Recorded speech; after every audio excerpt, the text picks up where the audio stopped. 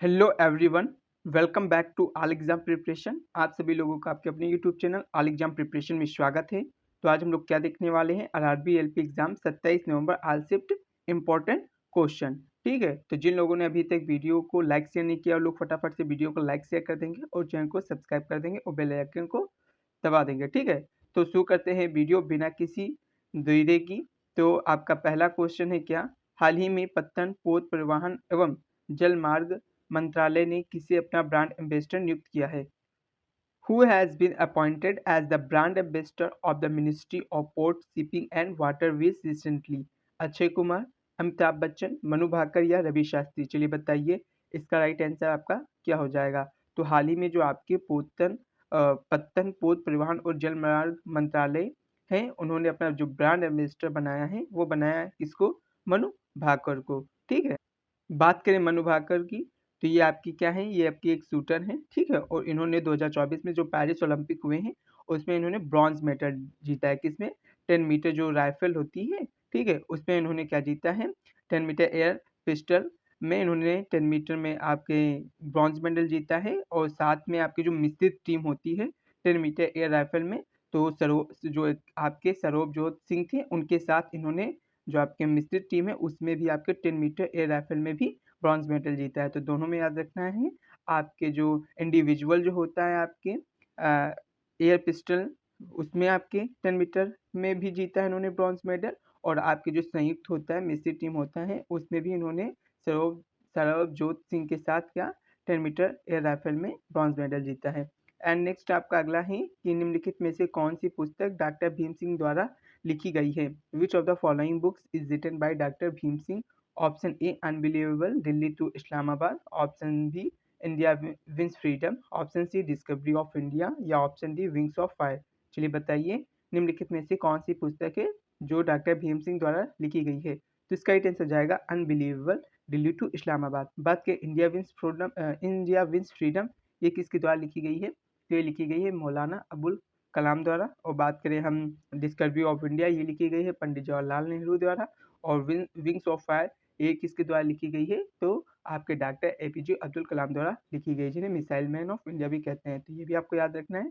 And next आपका अगला question क्या है, निम्नलिखित में से कौन जो निम्न करणीय है, means which of the following is biodegradable? Plastic, कागज, लोहा का टुकड़ा या कांच? तो देखिए जो आपकी प्लास्टिक है वो आपकी नॉन बायोडिग्रेडेबल है, आपके लोहा आयरन पीस भी आपका नॉन बायोडिग्रेडेबल है, एंड आपका ग्लास भी आपका जो निम्न करणीय नहीं है। देखिए आपका जो कागज है ये आपका बायोडिग्रेडेबल है, मीन्स जो निम्न करणीय है। ठीक है, कागज हो गया। इसके साथ साथ मैं और देख लेता हूँ, जैसे आपके ये जो पदार्थ है ये जीव निम्न करणीय है, जैसे पौधे होंगे, ठीक है, प्लांट हो गए, जानवर एनिमल हो गए, उनके अपशिष्ट हो गए, एक्सक्रीटा हो गए, कागज हो गया, फल फ्रूट हो गया और फूल हो गया, सब्जियां हो गई, भोजन, सूती कपड़े, लकड़ी, ये सभी आपके क्या होते हैं? बायोडिग्रेडेबल होते हैं, जो निम्न करणीय है। ठीक है, एंड नेक्स्ट आपका है कार्य की एसआई यूनिट क्या है? What is the SI unit of work? Joule, newton, watt या पास्कल? तो जो वर्क है उसकी एसआई यूनिट आपकी हो जाएगी क्या? जूल। ठीक है, तो जूल आपकी क्या है? कार्य की एसआई यूनिट है। न्यूटन आपकी किसकी है? तो फोर्स की एसआई यूनिट अगर पूछ ले तो आपकी न्यूटन होती है। ठीक है, वहीं पे बात करें वाट, वाट आपकी पावर की हो जाएगी, शक्ति की एसआई यूनिट आपकी। एंड पास्कल आपकी हो जाएगी प्रेशर, दाब की एसआई यूनिट। तो ये भी आपको याद रखना है। एंड नेक्स्ट आपका अगला क्वेश्चन क्या है, 2+2 मिनिस्ट्रियल डायलॉग किन दो देशों के बीच में हुआ था? The 2+2 ministerial dialogue was held between which two countries? India and Russia, India and Japan, India and USA, Bharat और फ्रांस? तो जो आपकी 2+2 मिनिस्ट्रियल डायलॉग है ये आपका हुआ था इंडिया और अमेरिका के बीच में। ठीक है, भारत और अमेरिका है। एंड नेक्स्ट आपका अगला क्वेश्चन है, ईरानी कप 2024 का फाइनल मैच कहाँ हुआ था? ठीक है, पहली बात तो ये आपको याद रखना, ईरानी कप किस खेल से संबंधित है? तो जो ईरानी कप है आपका संबंधित किससे है? क्रिकेट से। ठीक है, तो ये आपका हो गया Irani cup is related to cricket. तो अब ये बताइए कि where was the final match of the Irani cup 2024 held? आपका ऑप्शन है M A Chidambaram stadium, Chennai. ये भी आपको याद रखना है कि एम ए चिदम्बरम स्टेडियम कहाँ है, यहाँ से भी प्रश्न पूछ सकता है। तो साथ में लिखा भी है Chennai. And Ekana cricket stadium Lucknow, Wankhede stadium Mumbai, ठीक है, अरुण जेटली स्टेडियम दिल्ली। तो जो आपका ईरानी कप का जो फाइनल मैच हुआ था वो आपको हुआ था इकाना क्रिकेट स्टेडियम लखनऊ में। ठीक है, तो इन बातों को आपको याद रखना है। नेक्स्ट आपका अगला क्वेश्चन क्या है, किस देश के बीच रुपये और दिरहम में कारोबार के लिए समझौता हुआ है। तो which countries have signed an agreement for trade in rupees and dirham? आपके ऑप्शन है भारत और संयुक्त अरब अमीरात, इंडिया एंड यूएई, भारत और Qatar, India and Qatar, India and Oman, Bharat और ओमान, भारत और बहरीन, इंडिया एंड बहरीन। ठीक है, तो बताइए किसके बीच में रुपये और दिरहम में कारोबार के लिए समझौता हुआ है। तो इस प्रश्न का आप आंसर इस तरह से भी दे सकते थे अगर आपको पता होता कि दिरहम कहाँ की आपकी मुद्रा है। तो जैसे आपकी बहरीन है, बहरीन में आपकी कौन सी आपकी करेंसी चलती है, वहाँ पे आपकी चलती है दिनार। क्या चलती है आपकी? दिनार चलती है। बात करें ओमान, ओमान में आपकी क्या चलती है? तो ओमान में आपकी चलती है ओमानी रियाल। ठीक है, और इसकी आपकी कैपिटल क्या है? मस्कट है। ठीक है, ये भी याद रखना। तो यहाँ पे रियाल चलती है। कतर की क्या है? दोहा है कैपिटल, और करेंसी क्या है आपकी? आपकी हो जाएगी क्या बोलते हैं, रियाल। ठीक है, तो यहाँ पे कतरी रियाल चलती है। और यूएई की जो आपकी कैपिटल वो हो जाएगी अबू धाबी, और यहाँ पे आपकी क्या करेंसी चलती है? दिरहम। तो यहाँ से आप अगर करेंसी आपको पता होती है देश की कि कौन सी करेंसी चलती है तो इजीली आप लोग आंसर दे सकते थे। तो यहाँ पे इसका राइट आंसर हो जाता है आपका भारत और संयुक्त अरब अमीरात। ठीक है, और साथ मैंने बहरीन की कैपिटल नहीं बताया, इसकी कैपिटल मनामा होती है। ठीक है, एंड नेक्स्ट आपका अगला क्वेश्चन क्या है? कार्ड की गणना कीजिए। Calculate the work. एम आपको 1 केजी दिया है, जी आपको 10 मीटर पर सेकंड स्क्वायर दिया है, एच आपका 2.5 मीटर दिया है। तो बताइए इसका राइट आंसर आपका कौन सा ऑप्शन हो जाएगा? तो देखिए आपको वर्क निकालना है, तो वर्क आपका होता है क्या? आपका होता है, आपका हो जाएगा एमजीएच से आप निकाल सकते हैं। ठीक है, या आप निकाल लीजिए ऐसे, वर्क बराबर आपका एफ इंटू एच से निकाल लीजिए। वर्क आपका एफ बराबर क्या होता है? आपका एम जी हो जाएगा इंटू यहाँ पे एच हो जाएगा, बात वही हो जाएगी। तो यहाँ पे आपकी एम की वैल्यू कितनी है? 1। ठीक है, जी की वैल्यू 10 दी है, एच की वैल्यू आपकी 2.5 दी है। यहाँ पे आप मल्टीप्लाई करेंगे तो 25, और आपकी वर्क है तो इसकी आपकी यूनिट जूल होती है, ऐसा यूनिट, तो आपको हो जाएगा 25 जूल। ठीक है, तो ये भी आपको याद रखना है। अब आपसे किस प्रकार से प्रश्न पूछ सकता है, जैसे काइनेटिक एनर्जी से पूछ लेगा, तो आपका फॉर्मूला याद रखना है हाफ एम वी स्क्वायर, जहाँ पे आपको वेलोसिटी दे देगा, वेग, और आपका मास मतलब द्रव्यमान दे देगा। आपसे काइनेटिक एनर्जी पूछ सकता है, पोटेंशियल एनर्जी पूछ सकता है। ठीक, पोटेंशियल एनर्जी आपकी क्या होती है? एमजीएच। ठीक है, यहाँ से आपको पूछ सकता है, जो बता ही दिया है। आपका फोर्स से पूछ सकता है, तो फोर्स का फॉर्मूला होता है एम इंटू ए, जहाँ पे ए एक्सीलरेशन होता है मतलब त्वरण होता है, एम आपका मास होता है, द्रव्यमान होता है। यहाँ से प्रश्न पूछ सकता है, या आपसे यहाँ से प्रश्न पूछ सकता है आपका P upon T equal to आपका फोर्स होता है, मतलब आपको पी मतलब मोमेंटम दे देगा, संवेग, और टी आपको टाइम दे देगा, और पूछ लेगा फोर्स। यहाँ से प्रश्न पूछ सकता है, या आपसे प्रश्न कहाँ से पूछ सकता है? जैसे आपका वर्क से पूछ सकता है, एफ एस कॉस थीटा होता है। ठीक है, जहाँ पे आपका एफ फोर्स होता है, एस आपका डिस्प्लेसमेंट मतलब आपका विस्थापन होता है, एंड कॉस थीटा आपका एंगल होता है। ठीक है, फोर्स और आपके डिस्प्लेसमेंट के बीच का। यहाँ से प्रश्न पूछ सकता है, या आपका पावर से पूछ सकता है। पावर बराबर आपका क्या होता है? तो वर्क अपॉन टाइम होता है। ठीक है, तो यहाँ से आपका पूछ सकता है, या आपसे न्यूटन के नियम है, जो गति के समीकरण है, वहाँ से प्रश्न पूछ सकता है। जैसे आपका पहला जो समीकरण होता है v equal to U plus A T होता है। आपको दे देगा कि ए दिया है, टाइम दिया है, इनिशियल वेलोसिटी दी हुई है, आपको आपको दी है, फाइनल वेलोसिटी पूछ लेगा। ठीक है, तो यहाँ पे ये क्या होता है? अंतिम वेग मतलब फाइनल वेलोसिटी, ये आपकी इनिशियल वेलोसिटी होती है, प्रारंभिक वेग होता है। ठीक, यहाँ से प्रश्न पूछ सकते हैं। ये आपका दूसरा जो समीकरण है क्या होता है आपका? एस बराबर U T plus half A T square, यहाँ से पूछ सकता है। ठीक है, या आपका पूछ सकता है किसी तीसरे समीकरण से, आपका V square equal to U square plus 2s। तो कहीं से भी प्रश्न पूछ सकते हैं, ये आपको आने चाहिए। ठीक है, तो ये भी आपको याद रखना है। एंड नेक्स्ट आपका अगला क्वेश्चन है, उत्तल दर्पण में यदि ध्रुव और वक्रता केंद्र के बीच की दूरी क्या होगी? ठीक है, ये आपको बताना है। इसमें आपका एफ बराबर आपका क्या दे रखा है? 0.1 मीटर दे रखा है, 0.5 मीटर दे रखा है, ये भी आपको याद रखना है। इस कंडीशन में आपको बताना है कि जो ध्रुव है और वक्रता केंद्र इसके बीच की दूरी क्या है होगी, यदि आपका जो फोकस दूरी है वो आपको दी है 0.5 मीटर। ठीक है, तो इन कन्वेक्स में if F equal to 0.5 metre, what will be the distance between the pole and the centre of curvature? तो बताइए 0.5 मीटर, 1 मीटर, 2 मीटर या 1.5 मीटर हो जाएगी। तो देखिए आपका दिया है उत्तल दर्पण, चाहे आपका जो भी दर्पण हो, जैसे मान लो उत्तल दर्पण ही होता है तो उत्तल दर्पण से हम समझा दे रहे हैं। जैसे आपका ये होता है क्या? आपका पॉइंट ऑफ कर्वेचर होता है, ये आपका पोल होता है। ठीक है, और आपकी फोकस दूरी क्या होती है? यहाँ से आपकी, जैसे यहाँ से आपकी ये फोकस दूरी होगी। अब देखिए ये इसकी जो आपकी इसके बीच में जो रिलेशन होता है कर्वेचर और आपकी जो फोकस दूरी होती है, ठीक है, सेंटर ऑफ कर्वेचर से, तो ये आपकी आर होती है टोटल। यहाँ से आपकी पोल से आपकी यहाँ तक आपकी आर होती है, तो आर जो होती है वो आपकी क्या होती है? 2f के बराबर होती है। ठीक है, और यही आर हमको बताना है, क्योंकि आपके क्या बताना है? आपका बिटवीन द पोल, यहाँ से pole and centre of curvature से बताना है। तो आर बराबर आपको 2f रख देना है। एफ की वैल्यू आपकी कितनी दे रखी है? 0.5 मीटर। जब हम मल्टीप्लाई करेंगे तो इसका राइट आंसर आ जाएगा 1 मीटर, मतलब इसका राइट आंसर हो जाएगा आपका क्या? Option B. आई होप ये बात आपको समझ में आई होगी। एंड नेक्स्ट यहाँ पे आपका होगा क्या? Option B. ठीक है, ये आप करेक्ट कर लेना। एंड नेक्स्ट आपका क्वेश्चन है 2011 की जनगणना के अनुसार किस राज्य की साक्षरता दर सबसे अधिक थी? According to the 2011 census which state has the highest literacy rate? Kerala, Tamil Nadu, Himachal Pradesh या गोवा। तो सबसे ज़्यादा आपकी केरला की थी। ठीक है, पूछ लेगा सबसे ज़्यादा मतलब साक्षरता वाला जिला कौन सा था, तो आपका मिजोरम में आपका एक शेरशिप वो था। ठीक है, सबसे अधिक साक्षरता वाला जिला। एंड बात कर ले 2011 की जनगणना क्या है, तो 2011 की जनगणना आपकी स्वतंत्र भारत की 7वीं जनगणना और जब से शुरू हुई थी तो उस हिसाब से ये आपकी 15वीं जनगणना थी। बात करें इसके जनगणना आयुक्त कौन थे, तो श्री चंद्र मौली जी थे। और बात करें आपकी इसका आदर्श वाक्य क्या था, तो हमारी जनगणना हमारा भविष्य था और इसका शुभंकर क्या था, प्रज्ञ शिक्षक। तो ये कुछ महत्वपूर्ण बातें, इनको भी आपको याद रखना है इसके साथ साथ। एंड बात कर लें आपकी जनगणना शुरू किसके शासनकाल में हुई थी, 1872 में आपके लॉर्ड मेयो के शासनकाल में शुरू हुई थी। और ये आपकी समकालीन जनगणना किसके शासनकाल से शुरू हुई थी, तो लॉर्ड रिपन के शासनकाल में शुरू हुई थी। इन्हीं के शासनकाल में आपका 1882 में आपका क्या था, कारखाना अधिनियम भी आया था, ये भी आपको याद रखना है। एंड नेक्स्ट आपका HNO3 का आणविक द्रव्यमान कितना होगा, तो what is the molecular mass of HNO3? 63 ग्राम पर मोल, 64 ग्राम पर मोल, 62 ग्राम पर मोल, 61 ग्राम पर मोल। तो देखिए आपको क्या करना है, HNO3 को अलग अलग लिख लीजिए। ठीक है, O3 आपका H का परमाणु भार कितना होता है, आपका 1 होता है, सभी को पता है। नाइट्रोजन का कितना होता है, 7 दूनी 14 होता है, 14 होता है। ऑक्सीजन का 8 दूनी 16 होता है और मल्टीप्लाई 3 करना है क्योंकि 3 इसके मॉलिक्यूल है। ठीक है, तो यहाँ पे आपको क्या करना है, 1 + 14 16 3 48, 48 और 14 आपका 62 1 63। तो इसका राइट आंसर हो जाएगा आपका ऑप्शन है 63 ग्राम पर मोल। ठीक है, तो इस तरह से आपको निकाल लेना है। एंड नेक्स्ट आपका अगला क्वेश्चन क्या है, आपका अगला क्वेश्चन है भारत और मलेशिया के बीच उदार शक्ति, यहाँ पे होगा उदार शक्ति सैन्य अभ्यास 2024 कब हुआ, तो व्हेन वाज द उदार शक्ति military exercise between India and Malaysia conducted in 2024?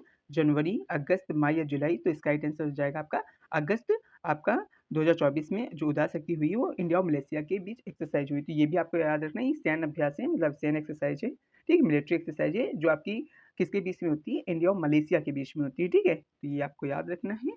And next आपका अगला क्वेश्चन क्या है, थायरोक्सिन हार्मोन आपके कहाँ से स्थापित होते हैं और इसका मुख्य कार्य क्या है? ठीक है, स्थापित नहीं, कहाँ से स्थापित होते हैं, तो where is the thyroxine hormones produce. And आपको क्या आगे इसमें बताना है, आपको बताना है what is the its main function. तो आपके ऑप्शन है, अग्नाशय पाचन को नियंत्रित करता है, pancreas control digestion, thyroid gland चयापचय को नियंत्रित करता है, थायराइड ग्लैंड कंट्रोल मेटाबॉलिज्म, या आपका एड्रेनल ग्लैंड रक्तचाप को नियंत्रित करता है, adrenal gland control blood pressure, या आपका पिट्यूटरी ग्लैंड हार्मोन को नियंत्रित करता है, पिट्यूटरी ग्लैंड टू कंट्रोल्स आपके क्या हो जाएगा, हार्मोन्स। चलिए बताइए, तो जो आपके थायरोक्सिन हार्मोन सभी को पता है, ये आपके कहाँ से स्थापित होते हैं, थायराइड ग्लैंड से होते हैं। और इसका मेन फंक्शन क्या होता है, चयापचय को नियंत्रित करना, कंट्रोल मेटाबॉलिज्म। और यहाँ पे जो लिखा है आपके क्या, जैसे अग्नाशय, तो ये एकदम सही है कि जो अग्नाशय है वो आपका पाचन को नियंत्रित करता है, एकदम बात सही है। और एड्रीनल ग्लैंड ये रक्तचाप को नियंत्रित करता है, adrenal gland control blood pressure, एकदम बात सही। और जो पिट्यूटरी ग्लैंड है वो हार्मोन को नियंत्रित करता है, ये भी बात एकदम सही है। लेकिन यहाँ पे क्या पूछा गया था कि थायरोक्सिन हार्मोन्स कहाँ से स्थापित होते हैं, तो इस कंडीशन आपका ये हो जाएगा कि आपका थायराइड ग्लैंड से स्थापित होते हैं और ये आपका क्या करते हैं, कंट्रोल मेटाबॉलिज्म। एंड नेक्स्ट आपका क्या है, अग्निशामक में प्रयोग होने वाली गैस का नाम बताइए। चलिए बताइए, which gas is use in fire extinguisher? ठीक है, ऑक्सीजन, नाइट्रोजन, कार्बन डाइऑक्साइड या हाइड्रोजन? तो सभी को पता होगा CO2 जो क्या करते हैं, फायर एक्सटिंग्विशर में हम यूज करते हैं, मतलब आपका अग्निशमक में यूज करते हैं। एंड नेक्स्ट आपका चुंबकीय क्षेत्र रेखाओं से संबंधित सही कथन कौन सा है? ठीक है, तो which statement about the magnetic field lines is correct? वे परस्पर काटती हैं, दे इंटरसेक्ट ईच अदर, वे एक दूसरे को कभी नहीं काटती, they never intersect each other, वे समांतर होती हैं, दे आर पैरेलल, या ऑप्शन डी उनमें से कोई दिशा नहीं होती, दे हैव नो डायरेक्शन। चलिए बताइए, तो इसका एक टेंस से क्या हो जाएगा, दे नेवर इंटरसेक्ट ईच अदर। देखिए जैसे आपका क्या है कि आपका कोई मैग्नेट हो गया, इसका ये नॉर्थ पोल हो गया, ये साउथ पोल हो गया, तो यहाँ से आपकी क्या होगी, जो चुंबकीय रेखाएं हैं, मैग्नेटिक फील्ड लाइन होगी, ये इस प्रकार से कुछ क्या होंगी, निकलेंगी। ठीक है, इस तरह से नॉर्थ टू साउथ। ठीक है, नॉर्थ टू साउथ ऐसे निकलेंगी, किस डायरेक्शन में, नॉर्थ से साउथ की ओर। ठीक है, इस प्रकार से आपकी होती हैं। ठीक है, इस तरह से निकलेंगी और इधर से आपकी इस तरह से आएंगी, इस तरह से। तो ये कभी भी एक दूसरे की क्या करती हैं, इंटरसेक्ट नहीं करती हैं, आपको याद रखना है। ठीक है, तो इसका राइट आंसर आपका क्या हो जाता है, ऑप्शन बी हो जाता है। आपका नेक्स्ट क्वेश्चन क्या है, आपका अगला क्वेश्चन है, जो आपके विजयोत्तक उत्तक हैं उनकी कोशिकाओं में किसका अभाव होता है, तो which structure is absent in the cells of meristematic tissues? Option A कोशिका झिल्ली, सेल मेम्ब्रेन, ऑप्शन बी कोशिका भित्ति, सेल वाली, ऑप्शन सी के अंदर, या आपका ऑप्शन डी रिक्तिकाएं, वैक्यूल। तो जो आपके विभेज्योतक उत्तक हैं उनमें जो आपकी क्या होती है, वैक्यूल का अभाव होता है। ठीक है, वैक्यूल मतलब रिक्तिकाओं का अभाव होता है। ठीक है, या आप बोल सकते हैं मध्यक। नेक्स्ट आपका अगला क्वेश्चन क्या है, कंपास का उपयोग किसको मापने में किया जाता है, तो what is the compass used to measure तापमान, दाब, दिशा पर? चलिए बताइए, इसका राइट आंसर क्या हो जाएगा? तो सभी को पता होगा थर्मामीटर आपका तापमान मापता है, ठीक है, और आपके जो एटमॉस्फेरिक प्रेशर है उसे आपका बैरोमीटर मापता है, तो ये वैसे भी गलत हो गए। आपको जैसे डायरेक्शन है, तो डायरेक्शन में आप कौन मापता है? कंपास। जैसे ये आपका कंपास होता है, इसमें आपकी क्या होती है? आपकी मैग्नेटिक, इसमें आपकी सुई होती है, ठीक है, तो ये आपकी डायरेक्शन की शो करती है किधर आपका क्या है, ठीक है, तो ये आपका कुछ कंपास होता है, इसके अंदर ये आपकी कुछ होता है, ठीक है septum.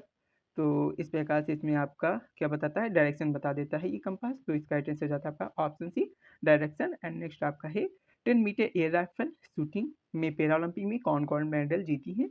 Who won the gold medal in 10 metre air rifle shooting the Paralympic? Option A Anil Khera, Sumit Antil, Manish Narwal, Neeraj Chopra. चलिए बताइए।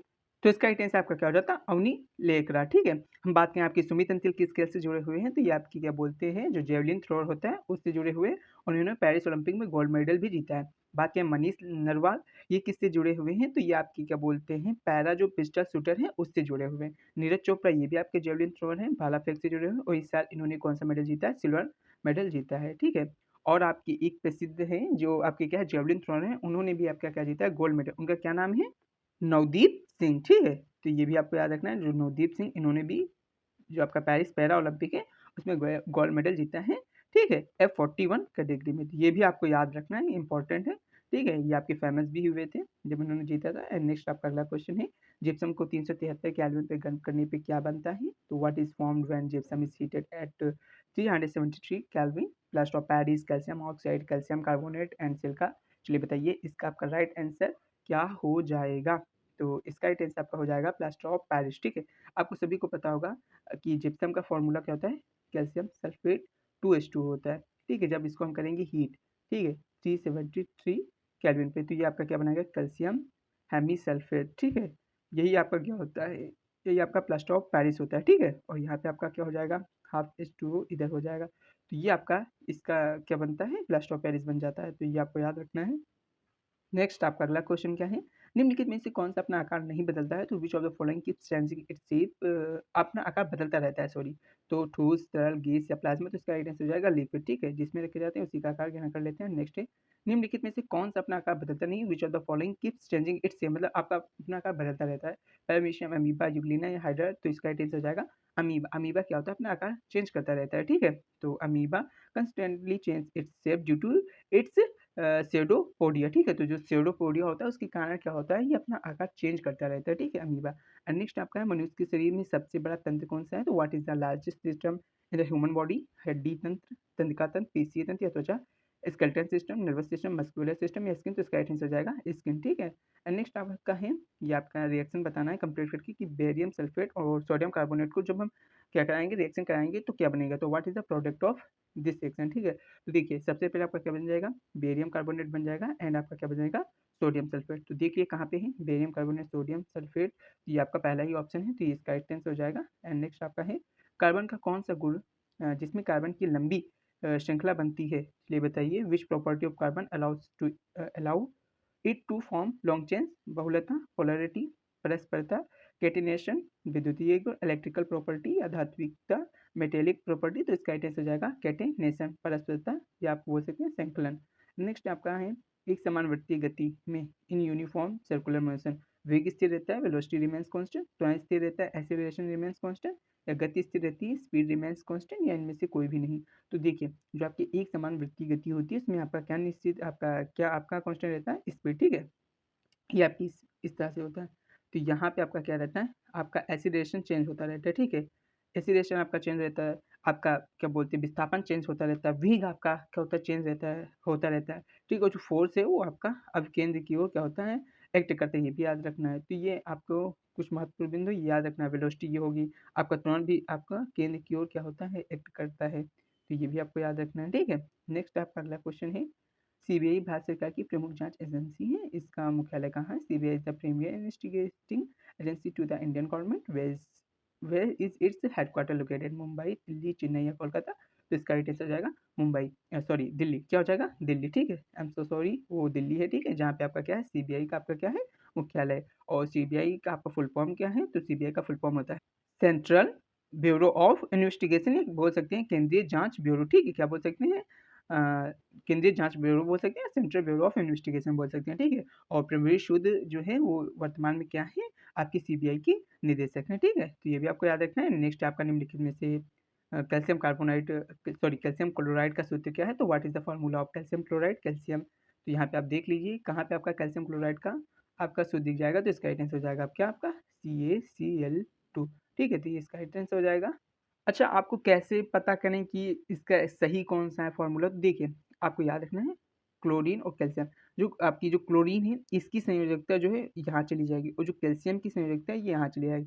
तो आपको पता है कैल्शियम की संयोजकता होती है 2, तो वो 2 क्लोरीन के पास चले जाएगा, और क्लोरीन की जो संयोजकता है वो आपके है 1, वो आपके कैल्शियम के पास चली जाएगी, इसलिए इसका फॉर्मूला होता है CaCl2। तो ये सब आपको याद रखना है, ठीक है। जैसे आपका सोडियम क्लोराइड होता है तो NaCl होता है, इसका क्यों होता है, क्योंकि Na की एक होती है जो Cl के पास चली जाती है, Cl की भी एक ही होती है संयोजकता जो Na के पास आ जाती है। ये होता है, इस तरह से बनता है इसका, ठीक है। क्या बोलते हैं क्या बोलते हैं सूत्र, ठीक है। तो ये इस तरह से याद रख लेंगे तो आपको इजली आंसर याद हो जाएगा, अगर आपको संयोजकता भी पता होगी।